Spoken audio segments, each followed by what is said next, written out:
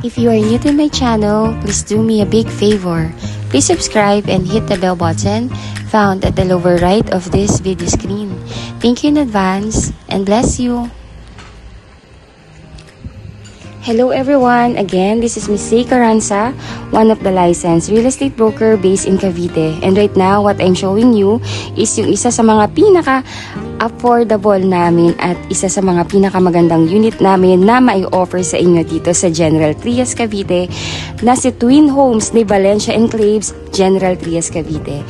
By the way po, sa lahat ng mga kliyente po namin na naubusan ng reopen na unit dito sa Valencia Enclaves, meron pong nag-iisang reopen ngayon actually because nung mga nakaraang week po may mga nag-reopen na units dito, pero on the same day na-reserve po actually lahat. Ganun po kabilis. Kasi number 1 po dito sa General Trias, Cavite, karamihan po ng mga subdivision dito, ang mga ino-offer na ay mga townhomes na bare. At ito pa po, ang mga townhouse sa General Trias, Cavite, nagre-range na po yan ng 3 million up to 8 million po. Ganun na po kataas ang appraisal ng property dito sa General Trias, Cavite. Kaya sobrang dami pong nag-aabang dito sa Valencia Enclaves na may mag-reopen na unit. Number 1 po, ang ating Valencia Enclaves is located lamang sa Barangay Navarro, General Trias, Cavite. So if you are familiar with General Trias, Cavite po, ang ating barangay o ang ating barangay po ay located lamang or 2 kilometers away lamang po sa tinatayong SM General Trias, Cavite. So si SM General Trias, Cavite, just for your information po, siya po ang magiging pinakamalaking SM sa buong Calabarzon. Kaya anong ibig po sabihin nito? Nandoon din po yung mga infrastructure like yung extension ni CalaX at ni Cavitex. So yung travel time po niya mas shorter and mas accessible po lalo dahil nga po naandun na lahat. So dahil nandito na nga po yung pinakamalaking SM dito sa Calabarzon at mga infrastructure, what's the meaning of this? The future is in Cavite. Imagine nyo po, ang ating bahay dito sa Valencia Enclaves is only 3.6 million. Sa halagang 3.6 million, duplex na ang iyong bahay, complete turnover with white tiles na po yan. Sa second floor, naka wood tiles na po yan. Naka 3 bedrooms ka na, meron ka pang 2 garage, may 2 toilet and bath, at sa likod may service area ka pa or provision for your dirty kitchen. Ito pa kagandahan, ang laki po ng lupa, 80 square meter po ang laki ng lot at ang laki ng bahay ay 55 square meter. Doon pa lamang po sa laki ng lupa, 80 square meter, sobrang sulit na po ang property ninyo. Itong pinapakita ko po sa inyo na turnover is actually the actual sample ng turnover ng unit na marireceive ninyo. Makikita po ninyo nakalidad talaga at napakaganda ng turnover. Imagine, this is General Trias, Cavite. Pero ang halaga ng bahay ay 3.6 million.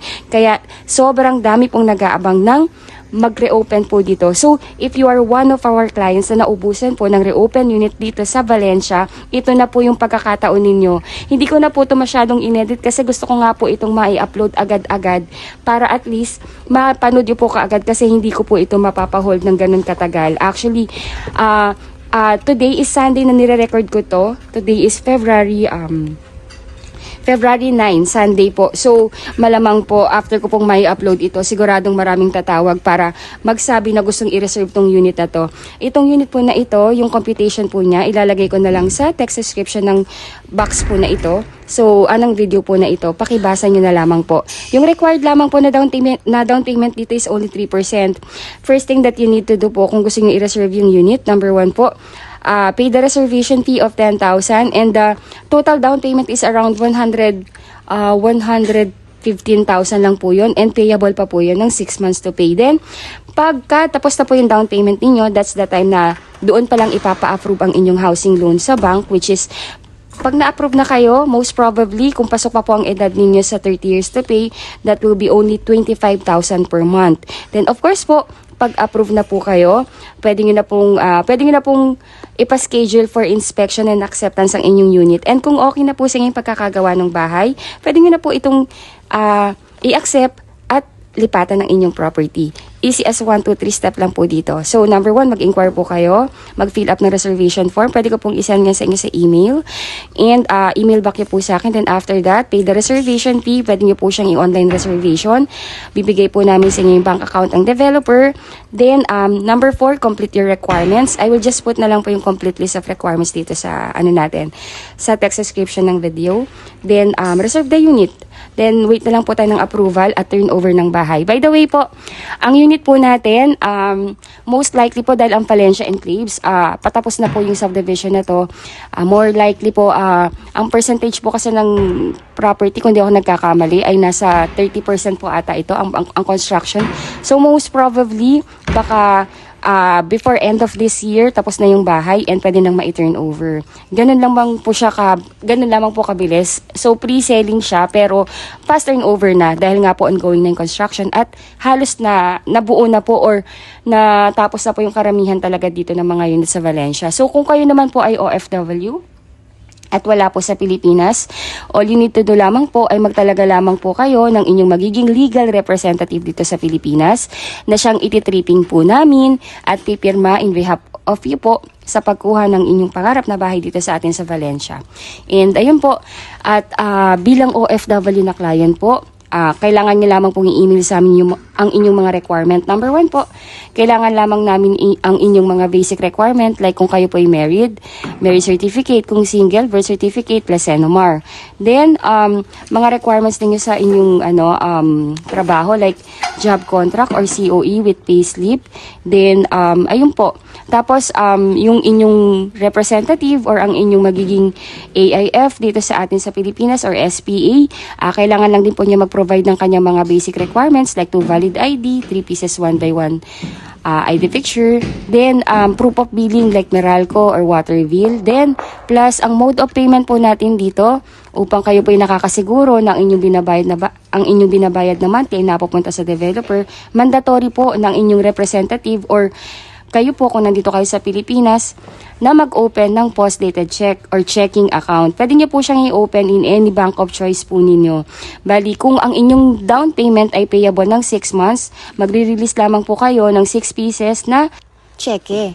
I am too excited po na i-present sa inyo tong tong property na to. Pasensya na po kayo at hindi ko na talaga siya masyadong na-edit. Kasi kung i-edit ko po siya, medyo matagal po talaga bago po mag-edit ng isang vlog. So, ayun po. So, may apology po. Pero ayun na, ito na po yung actual na turnover ng bahay. Kung nakita ninyo, napaka-elegante, napakaganda, at makikita mo talagang napaka-sturdy.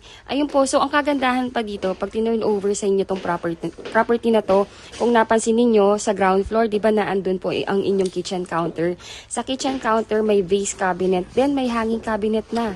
Tapos ngayon, dito sa ating mga room sa taas, lahat po ng bedrooms dito ay may sari-sariling mga cabinet. Kaya talagang ditipatan mo na lang siya. Napaka-convenient po ito actually sa isang pamilya. At lalo na po sa mga OFW client natin na like si husband nasa ibang bansa at ang kanyang pamilya nandito sa Pilipinas. Hindi na iniisip na majajahe or mahahassle pa ang inyong pamilya para magpagawa ng interior. Kasi ito pa lang kitang-kita nyo na napakaganda po talaga ng turnover. Wala tayong masabi. Ang tanging gagawin nyo na lamang po ay lagyan nyo siya ng extension ninyo. Kung gusto nyo po siyang lagyan ng extension para mas lumaki yung inyong kitchen sa likod, lagyan ng laundry area, lagyan ng fence and gate. And that's it. Ang ganda na po. Ayun. So, yun po. If you were interested to reserve this unit, please let me know. Kasi po, hindi lamang po ako yung broker na nakakaalam na may nag-iisang reopen. Napakarami po namin. At napakarami po talaga ninyong mga kliyente namin nag-aabang na mag-reopen dito sa Valencia Enclave. So, if you are interested, please DM me ASAP kasi hindi ko po ito mapapahold ng matagal and I'm sure po within this day maari po itong na-reserve na. Ayun po, thank you so much for watching. Hindi ko na po patatagalin yung aking presentation. I think nasabi ko na po yung mga pinaka-importante na kailangan nyo pong malaman bilang isang kliyente namin. And if you have any clarification po, please don't hesitate to message us. Again, I'm Miss Say Caranza. Ako po yung licensed real estate broker and I have 2 best agent na sumasagot din ng aking YouTube channel na si Ma'am Ella de la Cruz at si Ma'am Stephanie Francisco. Our number is already posted in this video.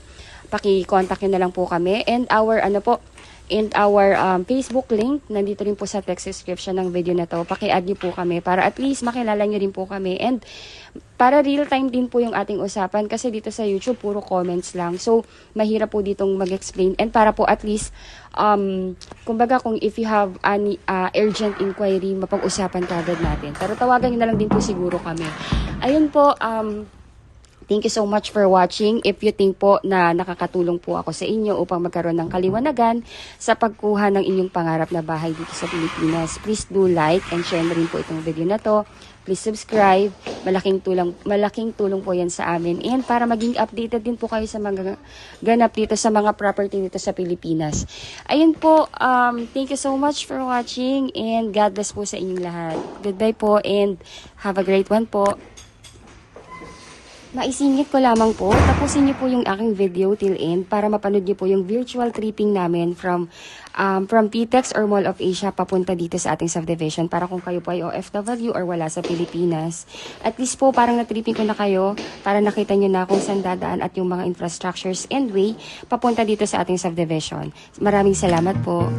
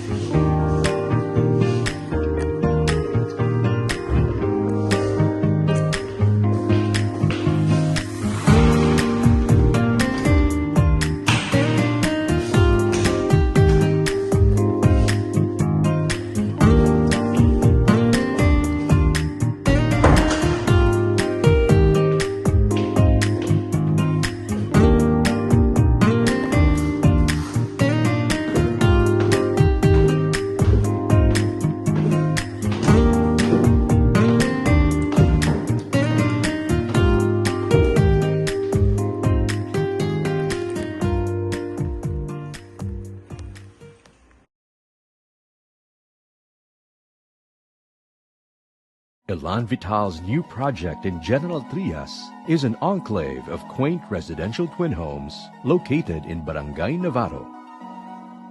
A 30-minute drive from Parañaque Integrated Terminal Exchange, Valencia is offering easy access to and from Metro Manila via Rojas Boulevard and Cavitex. To get there, start driving via Rojas Boulevard and enter straight to Cavitex.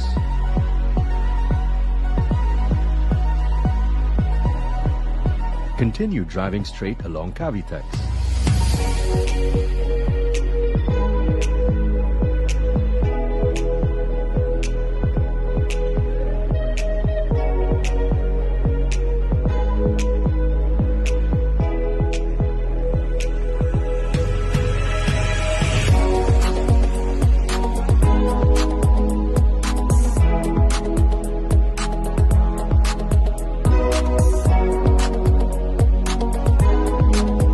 From the Binakayan Kawit Toll Plaza, stay on your left.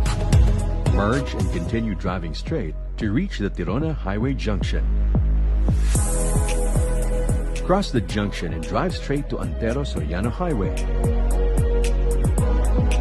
The Cavite Economic Zone can be found along Antero Soriano Highway.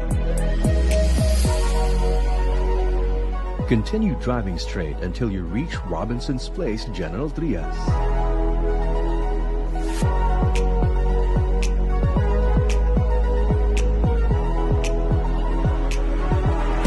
A few meters after Robinson's Place, General Trias, turn left on General Trias Drive.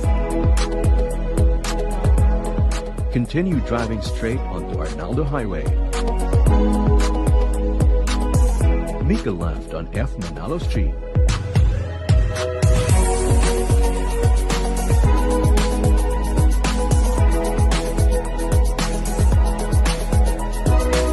Turn left on Pag-asa Street and drive straight to reach your destination. You have arrived at your destination.